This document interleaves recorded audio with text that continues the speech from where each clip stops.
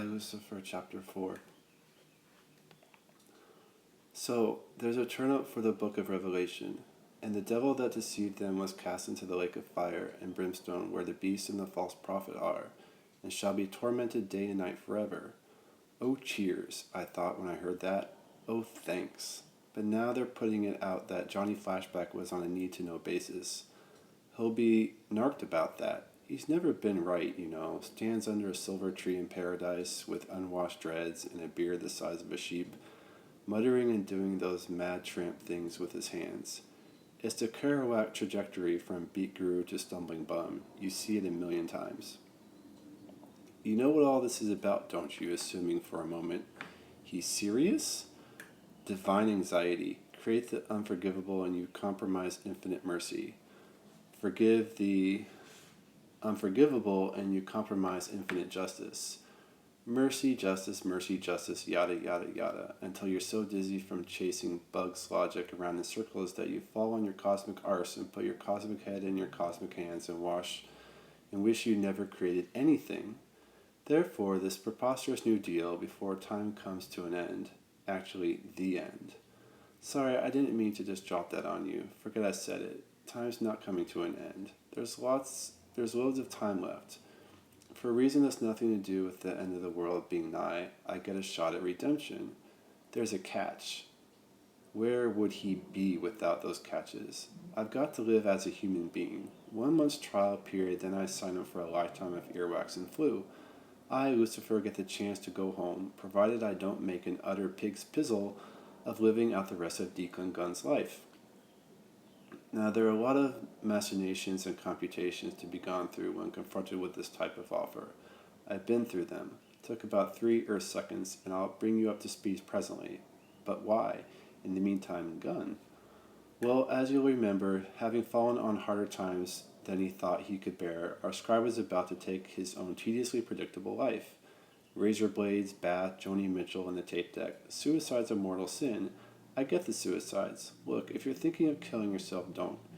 You won't go to heaven. Kidding. Honestly, go ahead. Now, God's got a soft spot for this gun. Some vestigial Catholicism the old man can't bear to see go to waste. Some good deed when he was a nipper, maybe the afterlife intercession of his dear deceased mother. Ball only knows. So God pulls Gunn's soul, which technically is cheating, I might add, before Gunn tops himself and puts it on ice in limbo. The Vatican will tell you they've done away with limbo. Don't you believe it? Limbo still ran with idiots and stillborns. Not a fun place. I mean, even in hell you can have a conversation. If carcass life grabs me, I stay and Gunn goes via purgatory. Think windowless dentist waiting room, bawling toddlers, heaped ashtrays, a sense that you've brought it on yourself, to heaven. If it doesn't, Gunn's back in his bones and taking his chances with suicide. Can you believe this stuff? I mean, you can't believe it, obviously, but can you believe it? Any seasoned deal maker will tell you that spontaneous negotiation is a bad strategy.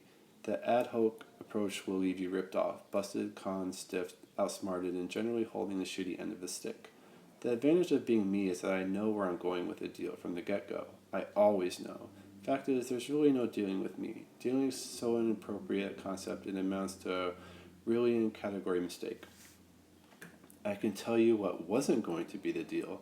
The deal wasn't going to be that I accepted. The most myopic, cataracted, boss-eyed, occluded, and cursory glance at the proposal should make that obvious.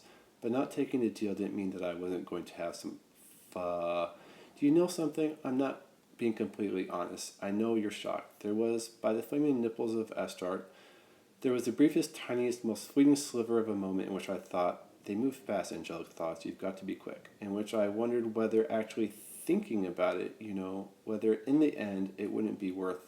But like I said, they move fast, they shift. I was laughing at myself hysterically on the inside before I'd even finished,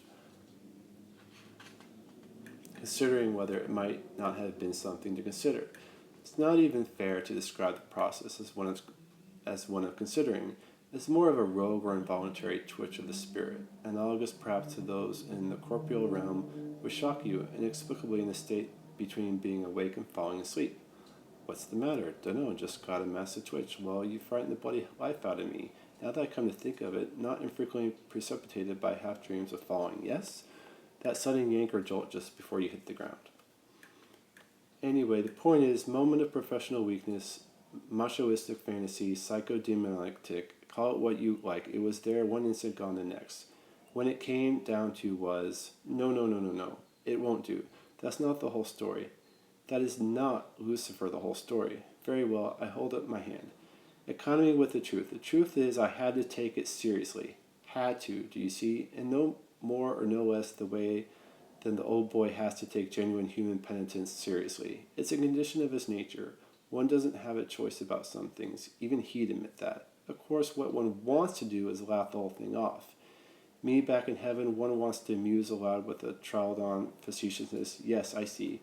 Capital idea. Can I roll you another Camberwell carrot? How long before I'm reinstated with full angelic clout? I asked Gabriel. Wholly at his discretion. So you're saying that even if I make it through the human life without running amok and get back in upstairs, I'll be as a human soul until his lordship feels like returning me to my former status and station? Angelic status, yes. No guarantee of rank. And what happens, my dearest Gabriella, should I fail to get through the scribe's life without mortal sin? He shrugged. I was at a loss for how to describe what he did in corporeal terms until yesterday, when the joke fat man in the leather lane chippy said, "Swat and vinegar, chief," and I found Gunn's shoulders going up, then down. How on earth should I know? Charming. So you get back in, but there's no guarantee that you're not going to be polishing some bubblehead's boogle down on the 42nd level for 50 billion years. I took the 1-month trial and sent Gabbers back upstairs with a new set of terms and conditions. Not with any hope that they'd be accommodated, obviously, but to let them know that I'm taking the proposition, seriously. Now I've got some moves, but even if I didn't, there's no reason to pass up a month's vacation in the land of matter and perception.